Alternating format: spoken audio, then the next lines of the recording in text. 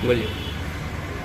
ऐसा है सभी मेरे फेसबुक के साथियों,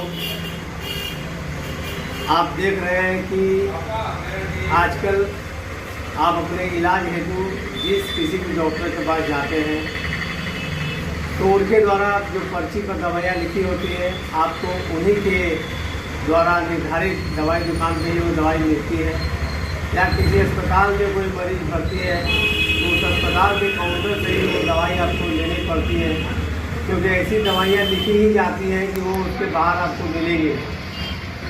और पहले आप देखते होंगे 10-10 के स्ट्रिप पे दवाइयाँ आती थी, एक दवाई के पत्ते में 10 टेबलेट या 10 कैप्सूल हुआ करते थे, लेकिन धीरे धीरे यह समाप्त होने की ओर है और सारी दवाइयाँ 15 टेबलेट के पत्तों में आ रही है। आप इसको आसानी से देख सकते हैं, सभी दवाई अब धीरे धीरे 10 की जगह 15 पत्ते में होती चली जा रही है। इसका सबसे बड़ा कारण क्या है? ये बहुत बड़ी साजिश है। आप क्योंकि मान लीजिए किसी डॉक्टर ने आपको ये दवाई प्रिस्क्राइब किया, सपोज करें 2-2 टेबलेट दिन में लेना हो, एक टेबलेट दिन में 3 बार लेनी है, उन्होंने आपको 2 दिन या 3 दिन की दवाइयाँ लिखी, तो उस तरह से आपको 6 या 9 टेबलेट की आवश्यकता है, लेकिन वो दुकानदार आपको पूरी स्ट्रिप देगा, यानी कि 15 टेबलेट आपको पूरा लेना पड़ेगा।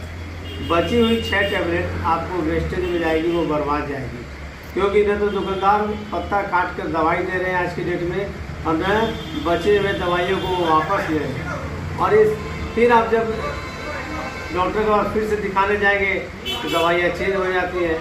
इस तरह से ये एक बहुत बड़ा धोखा आम जनता के साथ हो रहा है। महंगी दवाइयाँ उन्हें लेनी पड़ रही है और बचने के बाद उनको कूड़े में फेंकना पड़ रहा है।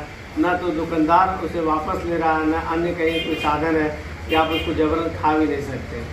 मेरा तमाम दवाई कंपनियों से, भारत सरकार के केंद्रीय स्वास्थ्य मंत्री से आग्रह होगा, इन सब चीज़ों पर लगाम लगाई जाए, सभी दवाई कंपनियों को निर्देश दिए जाए, कम से कम दवाइयों के पत्ते बनाए जाएं, और दवा दुकानदारों को भी निर्देश देना चाहिए कि जितनी दवाइयों की आवश्यकता है उतना ही दे, बची हुई दवाइयाँ वापस भी लें, ताकि आम मरीजों को, गरीब मरीजों को, मध्यम वर्गीय लोगों को राहत मिल सके।